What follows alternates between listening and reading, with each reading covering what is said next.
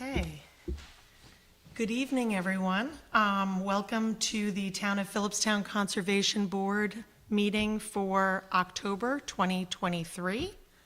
My name is MJ Martin, and I am serving as chair for this evening's meeting in Andy Galler's absence. So let's get right into it and do some business. Approval of minutes for the September meeting. I think everybody was present for the September meeting. Did everybody get a chance to review the minutes that Cheryl submitted? Okay, do I have a motion to approve the minutes? Motion to approve the minutes. Okay, Tony, and second? Bob, second. All in favor? Aye. Aye. Okay, so approved. We have some old business that I'd like to maybe wrap up first before we head to new business. Representative for the Buck property at Old Albany Post Road in Garrison. Hi, Tom. The Trillium Invasive Species Management. Thanks for coming back. Thanks for coming back. I missed the site visit, so maybe, Max, you can update us? Yeah, I also was not there. Oh, okay. But Tom and I had met earlier that week, I believe, or the week before. I've seen the site, and I think at this point, I think the board members could provide comments to Tom based on that visit, and then I think he's in front of the board today seeking approval for a permit that you all would vote on tonight. Sure. I can say that again. Who was able to make a site visit out to that property? I didn't make that one. I made a site. You both were there? Were you there, Madeline? No? Okay, so maybe the board members who were able to make that. I've been to that property before too, on site visits, so I'm familiar with it and I'm familiar with the area that's in question. But Lou, did you have anything that you wanted to add or any questions for Tom? Pretty much in order, Okay. yeah. Bob? Yeah, no, I would agree. I mean, I think it's a fine proposal and have, you know, a very competent applicator, so I have complete confidence in the project. Great. Max, do you have anything that you want to query Tom on before we proceed with the permit? No, I guess I'll make for point for the record that Tom submitted a letter from Chris Buck stating that he'll be committing. Property owner. Yeah, he'll be committing to a multi-year approach to managing the invasives on the property. So the permit that the board would be issuing tonight or voting on tonight would need to be renewed on an annual basis for the lifespan of the project. So. And that would be based upon us getting the reports and everything? Yep, yeah, and so we'd have an annual report that would be submitted at the end of the year to the board. Okay. Yeah. Okay, so are we ready for a motion for this permit? Okay. Who would like to make a motion for the permit on the Buck property to do wetland habitat and maintenance, including the use of herbicides on non-native invasive species within the buffer of a watercourse? Do I have a motion? I'll make that motion. Oh, I got Bob first and second. And I'll second it. Okay, thank you, Tony. All in favor? Aye. Aye. Okay, so moved. Thank you, Tom. Thank you all. Have a great night. Max will be in touch with the paperwork. All right, we're gonna do a little technical do-si-do here. We're gonna get Tony and Mike. We're gonna move this one down. And I'm gonna take this one. There we go. All right. Ain't that fancy? Okay. Okay, so our next order of business is Kozlowski and Effle? Effle. Okay, they're not here tonight, but you're representing. Thanks, Jason Snyder with Beatty and Watson, representing the applicants, Linda and Mike. So what we have before you this evening. Microphone. Oh, Mike, yeah, sorry. This is the proposed site plan that was ultimately approved by the planning board at last month's meeting, wherein the addition that was along the stream corridor has been completely eliminated at this point. So, I mean, at this point, there's very little, I mean, in essence, we've eliminated all the disturbance in the buffer, aside from a strip of hallway that's connecting the proposed garage addition that's outside of the buffer, and that's going to be, that's a one-story hallway with a green roof over the top. And that's pretty much all we're looking at with this plan. So, Okay. I don't know if there's any questions about this one, or? Well, I had a question, if I could start off. Sure. Just some of the math in the memo. Yeah. It says that the development within the buffer has decreased from 1,041 square feet to 640 square feet. And that seems to jibe with what you're talking about. Because everything's been moved over, right? The building? Yeah. Yeah, outside the buffer. But then it says overall, the impervious development within the buffer, which is 454 square feet. How does that jive? Because we're reclaiming some areas that used, so we're decreasing the impervious area overall, Okay. because we're reclaiming some areas that used to be gravel and patio and whatnot, so. That was a piece of the driveway, the original Correct, driveway. When yeah. we went on our site Right. visit, we saw that. Right, Okay. so, and we have this area next to the, this entryway here, where there's an entryway here, and that was impervious, that's gonna be reclaimed as well. So basically, where we have these green areas, the dark green are the areas that are being reclaimed as lawn and landscaping, and then the lighter green are areas that are proposed to have green, vegetated green roof. And then the hatching are the areas where we're having, where there's proposed impervious. And overall, the impervious is less within the buffer. Right, okay, I understand. That's a great result. Right. I think during our site visit, the applicants made mention of looking at some alternate septic system choices. I'm just wondering where they wound up landing on that. So the septic system has not changed at all since, we did relocate, Yeah, that so was so we relocated. relocated the septic tank, which was in the buffer, and we relocated that outside of the buffer. So now we have a short piece of sewer, do we have? Yeah, there's the short length of sewer line that's in the buffer, but other than that, the septic tank has been moved out of the septic tank and pump tank are now completely out of the buffer. Right, As well beyond as, the as well pool. as the entire leaching field itself. And it's all, there's a whole, we have a brand new proposed, five-bedroom septic and reserve area, and the existing system is gonna be abandoned in place. Any other questions? I guess the only question that I have is just in terms of the erosion and sediment control plan. Has that been established in terms of, ensuring that no, erosion or sedimentation happens during construction into the stream or affects the stream? Has that been developed?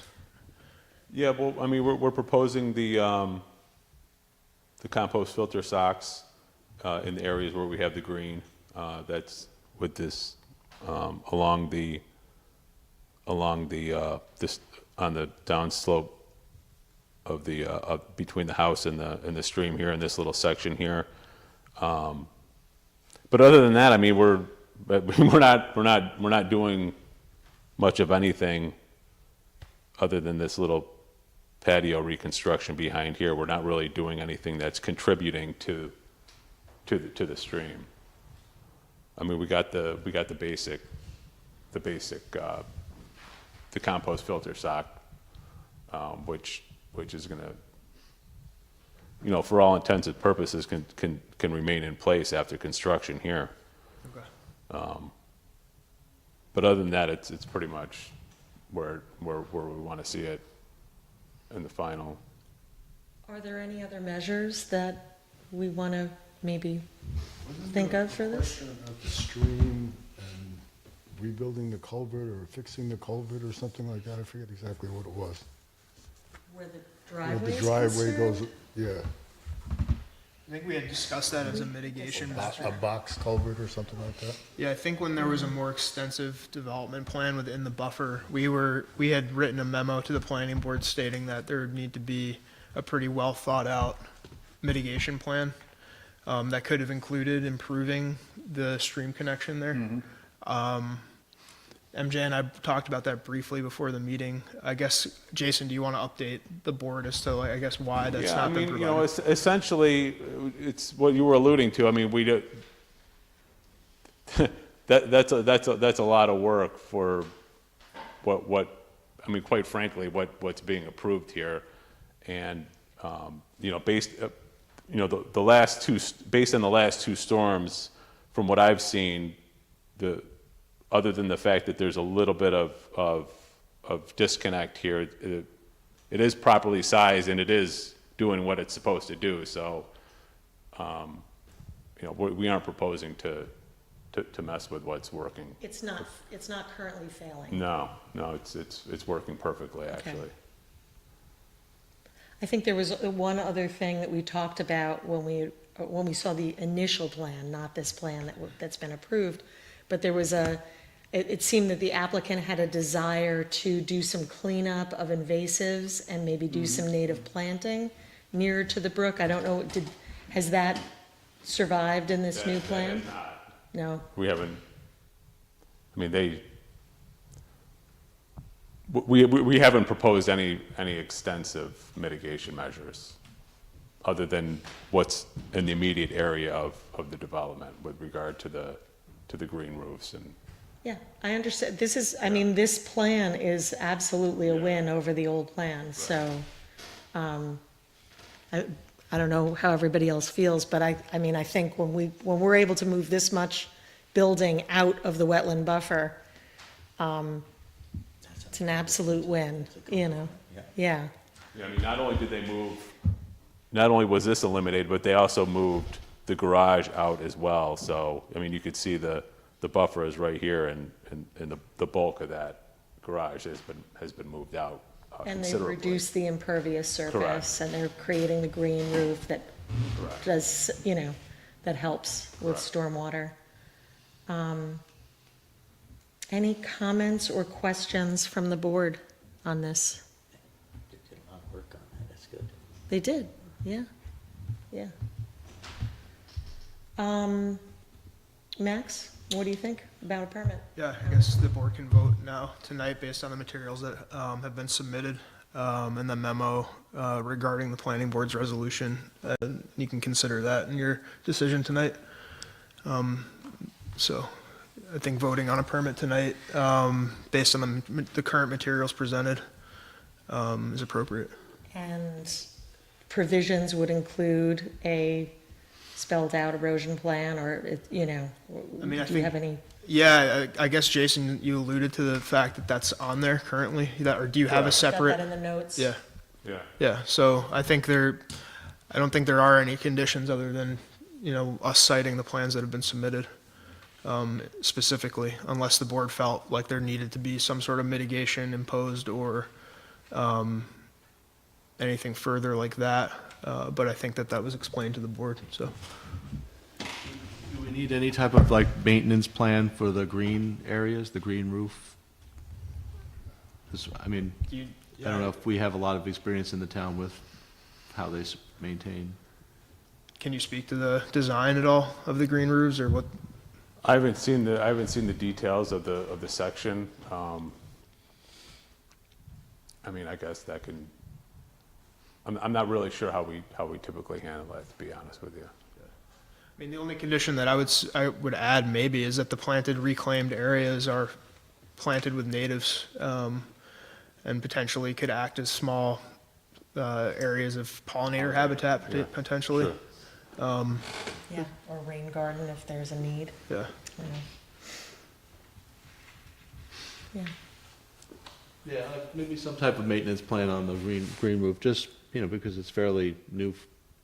We haven't had too many of them, and shouldn't be too, obtrusive, but just to have some kind of feedback to make sure that it's still working. Sure. Okay, well, with that provision, do I have a motion to issue a wetland permit for this property?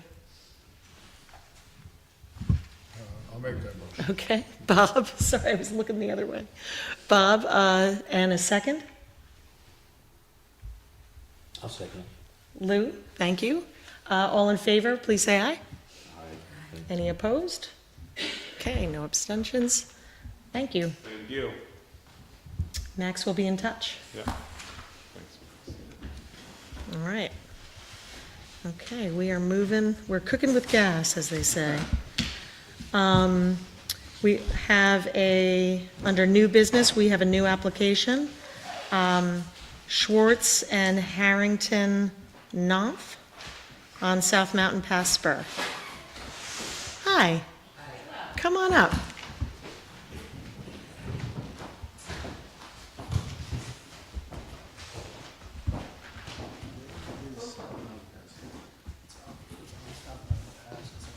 Hi, we're Nice Jake to and meet Jenny. you. Nice to meet you too. Hi. So tell us about your project. So we moved up here 3 years ago to South Mountain Pass on the Spur, and it's one of those infamous Frank Dushin projects, and just like the last one. And we had our first child during the pandemic, and the house worked perfectly for that. And we are now struggling because we want to have a second child, and the house is funny because it's got a lot of space, but it's all very sprawling. It was built up over the years, and so we can't seem to come up with a plan that doesn't involve putting our 2-year-old into the guest house with a walkie-talkie, which unfortunately they tell me you're not allowed to do. Although I think sometimes it sounds pretty nice. So They're older, though. yeah, well, when it's older, I'm sure that's where he'll want to be. Yeah. And so, we love where we are. We love the place. We love the land. We love the Spur. We love the community in South Mountain Pass. So we're trying to make it work. And so we hired Evan, our architect, with sort of a double mandate, is that we wanted to preserve what we thought was really important and special about the architecture of the house and its location, and then also preserve the landscape that we love so much. And so that's what we're here trying to do. Okay. Cool. Well, can you walk us through the project a bit? Yeah.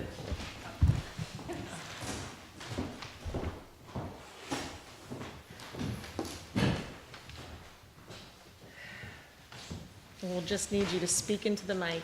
Sure. Thank you. I guess I'll. I'm Evan Erlbacher. Jake and Jenny hired me to help them out with the project.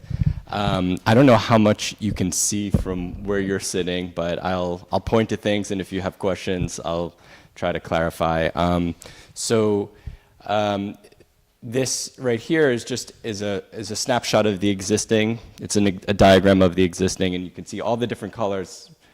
They represent different moments when the property was added to. The original development were these 3 structures: the main house, the guest house, which is what we're going to be talking about a fair bit. The main house and the guest house are the most important, and then the garage here. Subsequently, previous owners added a ceramic studio, a living area, and converted a garage into like a gym space. And these like little one-story galleries that connected the like separate structures. So after a lot of discussion between us and looking at different options, including looking at siting the house on the west side of the main house, and also even considering the adjacent lot that they have, which is a vacant adjacent lot to the south, we decided, based on their desire to kind of preserve what was there, to take a hard look at getting rid of demolishing the guest house, which serves two important purposes for the project. The first is just like programmatically in flow to allow Jake and Jenny to have access from their bedrooms to any new kids' bedrooms that we're gonna add to the existing development. And then second, we just determined that this has already been impacted with an existing structure, including a terrace, a large bluestone terrace. So we thought that, that was advantageous to us. They could get what they want, but also it preserved the integrity of the landscape as best as we could do it. So this is an enlarged floor plan of the existing, and I know it's hard to see, but maybe you could see the red line here, this dotted red line, and that surrounds the footprint of what we're proposing to demolish. So within that footprint, there's an 827 square foot guest house, which is currently like a one-story gabled structure with a bedroom in it and an office space, and then a large bluestone terrace of 628 square feet. So in total, the footprint is about 1,450 square feet that we're proposing to demolish. And then in its place, we're looking to add about 1,820 square feet of footprint, so just disturbed area on the ground. That will encompass three floors. So I think that the full square footage that we're adding is 3,600 square feet. The net, not footprint, not footprint. That's Yeah. misrepresented in one of the documents. I don't know. Oh, okay. That So was confusing. yeah. I was like, It's not. I was like, wow, that's a mighty big house. So it's not that. Yeah, it's not that. So the net, as defined, it's about 990 square feet that we're adding. If you take into account the impermeable terrace, that drops to around like 350, I think, because there's a considerable terrace there of 628. I think I said 628 square feet. So that's kind of a summary of what we're proposing. Any questions popping in at anybody? When was the wetland flagged? It was flagged by Steve Marino, April 13th, 2022. Do you know if that's a DEC regulated wetland? There's no DEC regulated No? wetlands in the area. Okay. So obviously you'll have to go out and, take a look. Okay. The people at home can't hear you, Jason. So here you go. So, I mean, obviously that's one of the next steps is for us to go out and take a look and have Max look at the delineation. I don't know if there's any flags remaining, but, Yeah, I was just curious, because it looks like it extends off the site plan. I was just, what the extent of the acreage of the wetland was. yeah, I mean, I think I tried to include all of the, I think that's about it. If not, I can give you the map with the full flagging. Yeah, It doesn't, I don't think it goes down much further than, I think we were focusing on this property. Yeah, I just wanted to double check because of the proximity of to the actual wetland boundary. If that was a DEC regulated wetland, you probably would need a permit from them as well. No, there's Yeah. no DEC regulated, we're not even in a check zone. Okay. So, down here, further on down like right in here is where the Class C stream starts, that like we had for the other project, but this is an intermittent, well, you'll be the judge of that, but this is an intermittent stream, and it doesn't have any DEC, this stream itself doesn't have any classifications or designations with regard to it's not a protected stream, I guess is what I'm saying. So, Okay. Yeah, no, I just wanted to double check. yeah. And it's currently flagged, like like if we come out, we're gonna see the buffer flagged. He was saying there might not be flagging. I don't, there might be some flags out there. Flags are still there. Oh, the flags are still there? Okay, yeah. Okay. Yeah, I mean, sometimes Steve usually puts them on pretty good. Yeah. Is that the old Thatcher property? I'm not sure. Is that the first house on the right? It is. Thatcher, okay. It's on the spur. Oh, yeah, you know what, yeah. Spur, Yeah, Yeah. it's on the spur. Yeah, that, now it sounds familiar. Yeah, that's who the, Okay. Been there, done that, okay.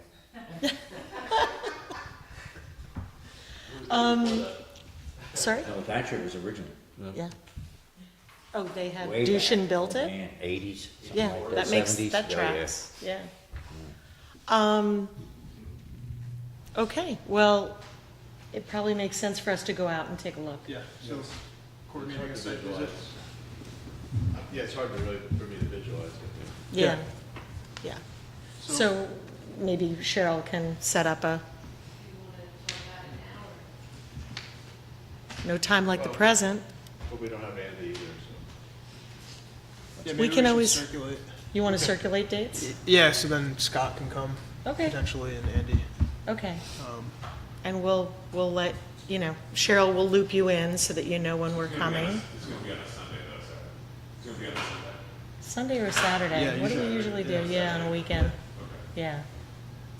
Yeah. Are there any bad days that, for you, if you're going to be around? We just have our son's birthday party on the 28th of the weekend. Well, So just we can't do that weekend, but otherwise it's flexible. we'll leave you alone on that weekend. Sure. Okay, so any weekend but the weekend of the 28th. Unless you're having really good cake, then we really do want to come. Okay, all right, so we will see you sometime in the near future before the next meeting at the property.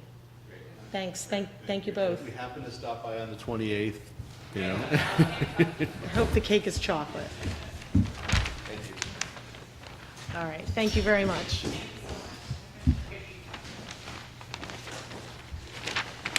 Okay.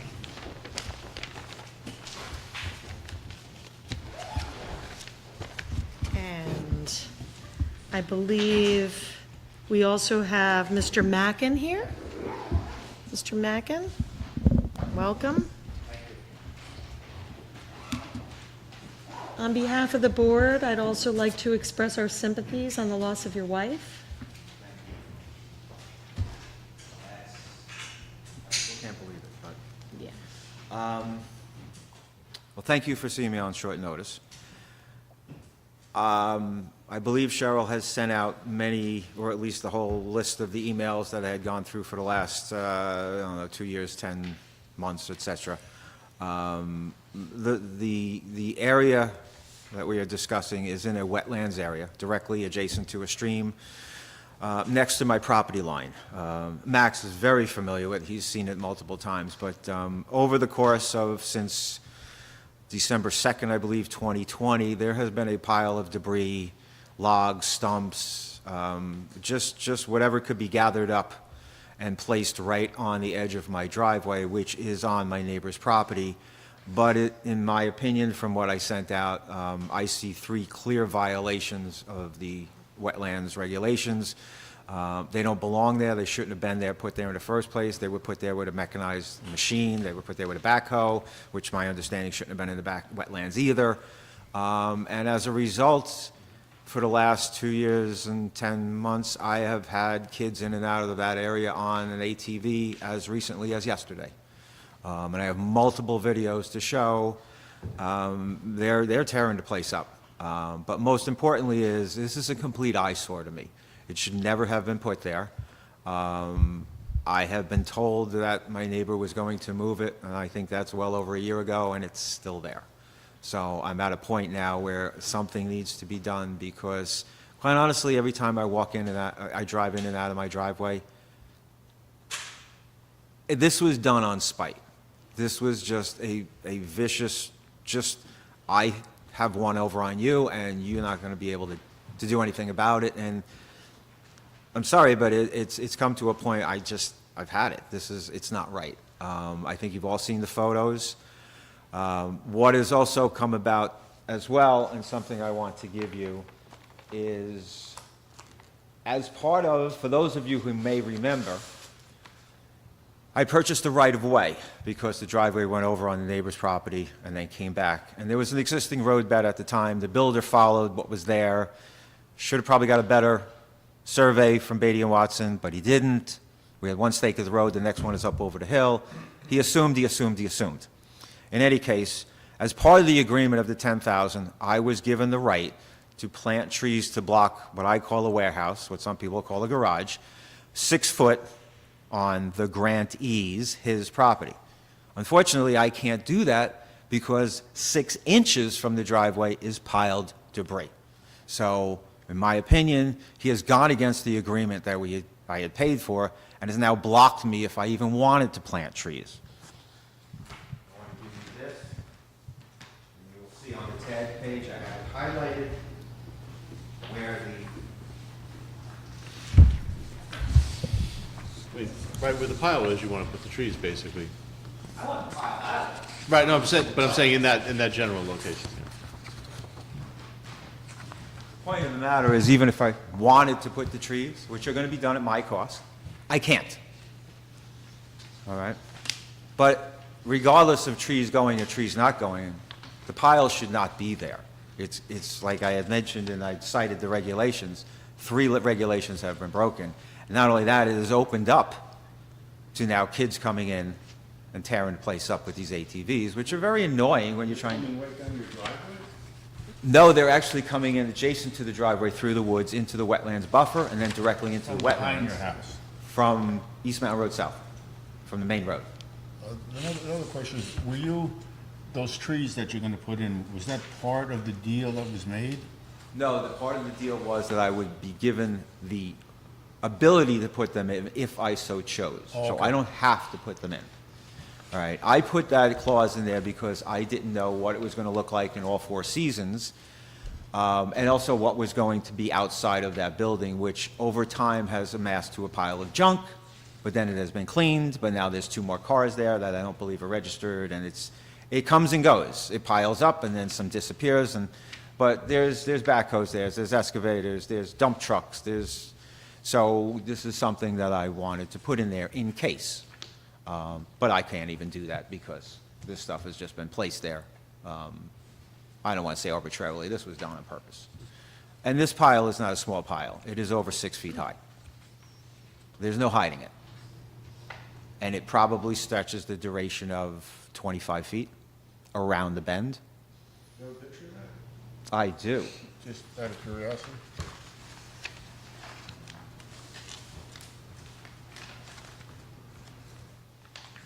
Is there a violation On his neighbor, yeah. Amongst other things, yeah. on, we just looked at that? It's been years. Oh, okay, Yeah. okay. Thank you. Yeah. Tell you what, easier. I can just... I think we could pass on this. My question to Max was, is there a violation right now on this? And the answer is yes. Yeah. Yeah, according to I looked up the three and I put them in the email I sent, being that, this is, oh yeah, may I give them to you? Violation is stuff piled in wetlands? Yeah, I mean, the violation is bringing the machinery in and moving the pile and placing the pile there. And that's something that Greg and I had issued years ago. And I had a couple of discussions with George, trying to resolve the issue. But this is kind of where it stands right now. So he has a violation on the property. It hasn't been resolved. It was actually 5. I'm Yeah. sorry, it wasn't 3, it's 5. Basically, in a nutshell, dredging or excavating, grading, dumping or depositing of soil, silt, etc. Alteration, diversion of flow, watercourse, which he did. Clear cutting other vegetation, which he did. And establishment of trails for purpose but not limited to walking, bicycling, snowmobiling, which he did. So there's 5 separate violations in quite a very small area. I mean, the kids are coming through in the ATVs and going through the stream. That's how blatant it is. So what I'm confused about, why is he here? The neighbor hasn't rectified the violation. So his solution was to essentially remove the pile of debris and cease those activities, which that hasn't happened. So the violation still stands on his property. So what, so it's a building code violation? So what can we do about it? I guess we wanted to give Ed the opportunity to kind of catch the board back up to this Okay. issue. Right. And these are wetlands and watercourse violations, Right. correct? Because Yeah. they're happening in wetlands and watercourses. Yeah, I was So just we should be confused notified, Because but I'm kind of new about this, what we do about it, or can do, or not can do. all we can do is, is clock a violation and then, take the next step, which I actually am not even sure what the next step would be. Would it be Ron writing a letter to the landowner? I'd probably, Ron Gaynor or Steve Gaba? yeah, well, we'd probably be talking to Greg and then talking to whoever the town civil court attorneys are. I don't think it's Steve Gaba. It's not Steve. No. So Okay. we'd have to coordinate with him about potentially bringing that to court and seeing if that could be heard. I think at that point, It may just need a letter. yeah. That, it may be as simple as just enumerating those violations in a letter from town council. So there's 5 violations, building trails, digging No, in I a don't stream. think, I don't think we separated them into 5 individual violations. I think it's one violation stating that, Stipulating those Yeah. issues. Okay. In order for him to remedy it, wouldn't he have to bring a machine through the wetlands again? No. no, but we'd have to come up, ultimately, in the There's best. gotta be a plan. Yeah, there has to be a plan that we agree upon, and that would be the best possible scenario, essentially, that we come up with a plan that limits impacts to that area again and restores it to a natural state, so to I speak. mean, and I have proposed, because we are literally talking inches from the driveway, someone with a backhoe and a pickup truck, a dump truck, could come in my driveway, stay in my driveway, pick it up, throw it in the truck, and leave. An experienced person could do this in under an hour. This is not that big a deal. And that's all I'm asking is just get it out of there. Nothing would be disturbed in the wetlands because nobody would be in the wetlands. Simple pickup and throw it in the truck and get it out of there. And they can stay in my driveway. I don't have a problem with that. Yeah. I think part of where we are is like you had described, okay, we got this, where do we go with it? And it didn't seem like anybody really knew at the time, which is why I figured, let me just get out in front and let's see if we can do something. And you said that they moved the stream. So what did they do to the stream, and are we asking them to put the stream back to where it was? I'm not asking him to do anything. I mean, because the water is still flowing where it should. Okay, it's coming down the hill, it's going through a culvert, pipe, whatever, under my driveway and out into the pond. That's still happening. Okay.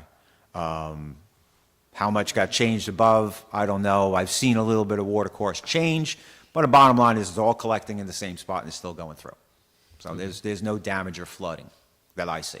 And we've seen a lot of rain, so I've not had any water go over the driveway. Everything is going under as it should, the entire summer long with all the storms. So I think that's fine. I would think you probably would rather just let that be, and I'm fine with that. I mean, I'd like to talk to Greg again and then actually sit down with the attorney and figure out where this actually falls in terms of what we could enforce in that, taking that course of action. Because, you know, some of the activities, they kind of teeter on whether or not they're fully enforceable by Chapter 93 violations, because they're somewhat minor in nature. And I think that what we want to avoid, because I've had these conversations with George, your neighbor, I mean, you know, they tend to get pretty heated, and so it seems to be kind of a point of pride or something, a very neighborly, a neighborly dispute kind of air to the whole thing as well, that I need to figure out how to avoid, or have this board avoid as well, to kind of make sure that we're walking that line correctly. And the town is acting in the correct manner, and not getting in between a neighborly dispute, essentially. So I think that's my best So Max, approach. you'll talk to Greg, Yeah. and then you'll figure out together the next course of action. Yeah. And you'll and inform revisit Mr. Mackin Right, yeah. of what transpires in that conversation. Yeah, yeah. Okay, great. Like I said, all the material that's sitting there, and you've seen the pile, that was all brought out of the woods Right. further up. So again, this was an act. They didn't fall there. They were brought and piled with a big, quite honestly, a big middle finger to me. You don't like it? Tough. And for the last 2 years and 10 months, I see it every single time I go in and out of my driveway. That is going to affect my property value if I want it to sell. You can't hide this. It's too big. Well, we'll take another look, from the town's perspective and see what we can do, within our power. Okay. Thank While you. while I have you all, I have another question. Obviously, with all the storms that we've seen, I have a little bit of erosion. I want to do some maintenance on the driveway. It's a gravel driveway. Do I go through a permit cycle again? And this is mostly more up top. You know the driveway up there. How is best to do that? Because Maybe I can stop by and take a look yeah, at it. sure. Okay. That'd be great. Yeah. I can go, I can just, you got my cell? Yep. So just call me anytime, I'm around. Yeah. Yeah, I just want to get the once over because I'd like to try and get something before plow season, then they do more damage, but you know. Because this was a brutal year. You know, I think you've probably had a lot of people come to you with maintenance issues, so like that. Yeah. And then I guess somewhere along the line, I have to look at what would be involved if I want to pave this and stop with this gravel stuff, you know. Well, I think we issued you a permit, at one point to pave your driveway, right? So No.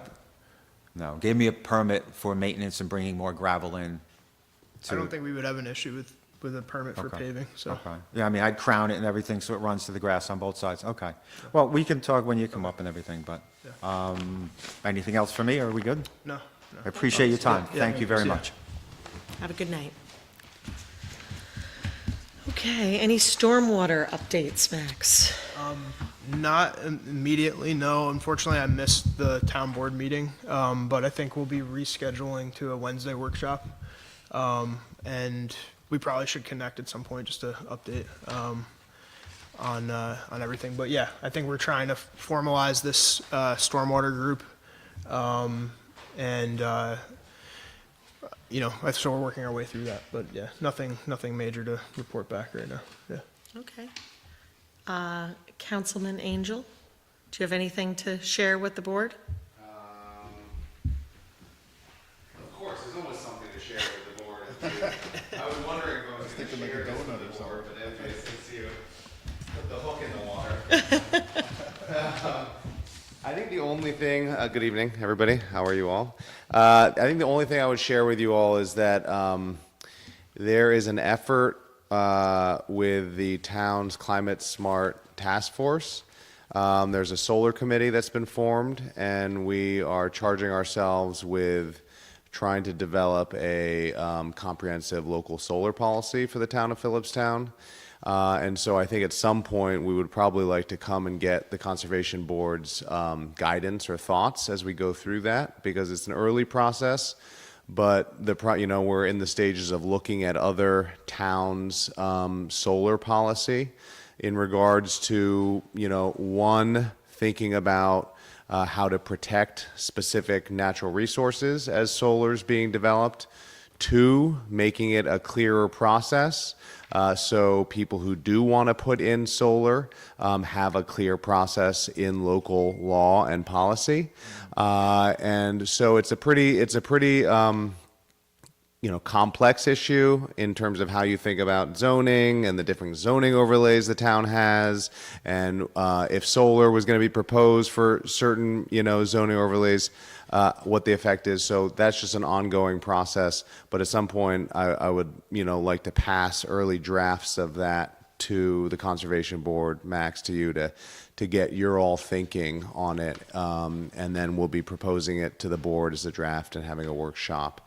But really, I think we really need, we have bits and pieces of solar policy, but we don't have anything that is clear guidance. So that's it. It might be a good case study.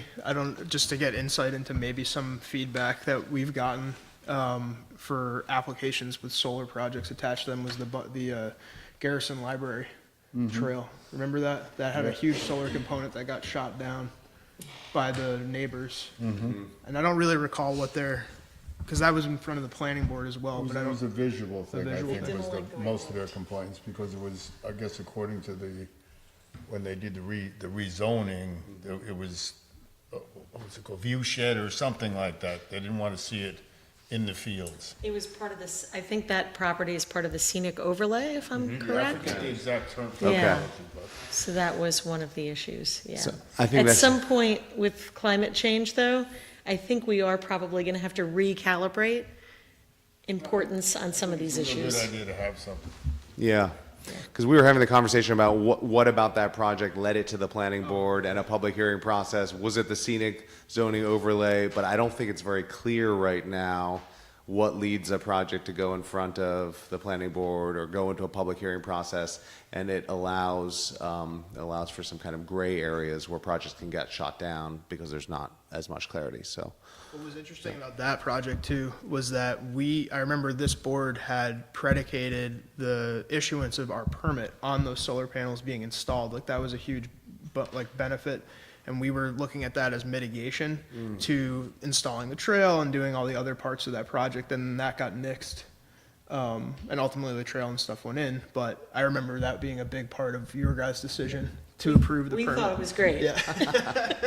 So. I mean, that's an interesting conversation. If solar is a mitigation from the conservation boards, I don't know enough about that, but if the conservation board has ever said, along with planting natives or, doing maintenance, I know there's been conversations before, is green roofs weigh in as mitigation. Does solar weigh in as mitigation?